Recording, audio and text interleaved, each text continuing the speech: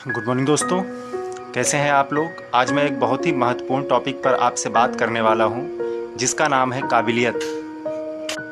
आज मैं बहुत दुखी हो जाता हूं अपने साथियों को देखकर कि आज दुनिया में ऐसे ऐसे लोग हैं जिनके पास शायद पढ़ाई लिखाई कम है, काबिलियत कम है, लेकिन वो आज बहुत सारा पैसा अर्न कर रहे हैं। और हम लोगों ने, आप लोगों ने, हम सब ने बहुत अच्छी पढ़ाई किया है, बहुत अच्छी काबिलियत भी रखते हैं, शायद फिर भी आज हम अच्छा काम नहीं कर पा रहे हैं या बहुत अच्छी अर्निंग नहीं कर पा रहे हैं, अपने घर की स्थिति को नहीं सुधार पा रहे हैं। इसका कारण क्या है दोस्तों?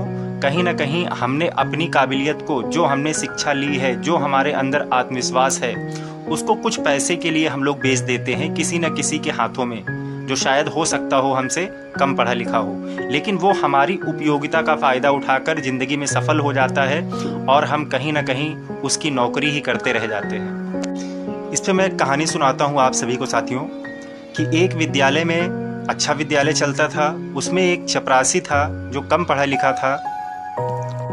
एक दिन जो है स्कूल के प्रिंसिपल ने उससे कहा कि आप कितने पढ़े लिखे हैं। उसने जवाब दिया, सर मैं बहुत ज़्यादा पढ़ा लिखा तो नहीं हूँ। तो कहीं ना कहीं प्रिंसिपल को ऐसा महसूस हुआ कि ये कम पढ़ा लिखा व्यक्ति हमारे विद्यालय में नहीं हो सकता, क्यों ना वो चपरासी हो। तो अगले दिन उन्होंने उस चपरासी को अपने केबिन में बुलाया और उसको बताया कि आपको जॉब पर आने की ज़रूरत नहीं है, क्योंकि हमारा स्कूल जो रिक्वायर्ड शिक्षा मांगता है वो आपके पास वो काबिलियत नहीं है। तो वो व्यक्ति वहाँ से चला जाता है और कहीं ना कहीं उसके खाने के भी लाले पड़ जाते हैं। तो धीरे धीरे वो क्या करता है, उसको कुछ नहीं समझ में आता है, वो एक छोटी सी समोसे की दुकान खोलता है और कहीं ना कहीं समोसे बेचना शुरू कर देता है।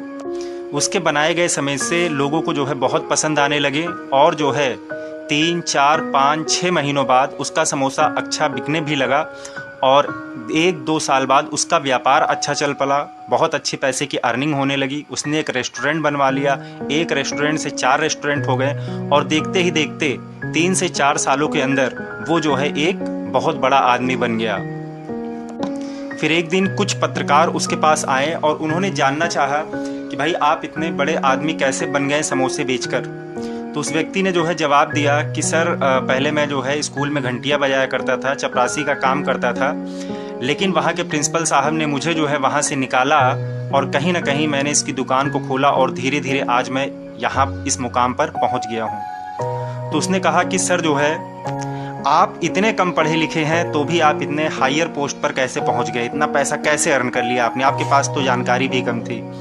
तो उसने कहा सर अगर मैं बहुत ज़्यादा पढ़ा लिखा होता या थोड़ा और अधिक पढ़ा लिखा होता तो आज भी मैं उस विद्यालय में शायद घंटी बजा रहा होता और आज इस मुकाम पर मैं ना होता। तो कहने का मतलब साथियों क्या है, उस व्यक्ति के अंदर क्या था, पहले भी वो था और आज भी वो है। तो क्या ऐसा परिवर्तन हो गया कि वो बड़ा आदमी बन गया?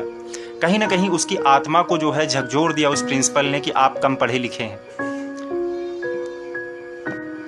तो इस कहानी से सर सीधे सीधे हमें ये सीखने को मिलता है कि कैसे हम अपनी काबिलियत का प्रयोग अपने लिए करें, किसी और के लिए हम अपनी काबिलियत का प्रयोग करके उसको सफल बनाने के लिए ना करें। हो सकता हो कुछ समय अगर आपके पास ऐसी परिस्थिति नहीं है तो बिल्कुल आप काम कीजिए, लेकिन कहीं ना कहीं आपका काम अपना होना चाहिए, अपने आप को काबिल बनाना है और अपने आप को दुनिया का बेस्ट व्यक्ति बनाना है। क्योंकि सिंपल सी बात है, बड़ा आदमी आज की दुनिया में वही है जो लोगों को नौकरियां देने का काम करता है सर। और सारे लोग अगर नौकरी लेने वाले हो जाएंगे तो नौकरी देने वाले लोग कहाँ से आएंगे, कहीं बाहर से आएंगे क्या? तो आज युवा पीढ़ी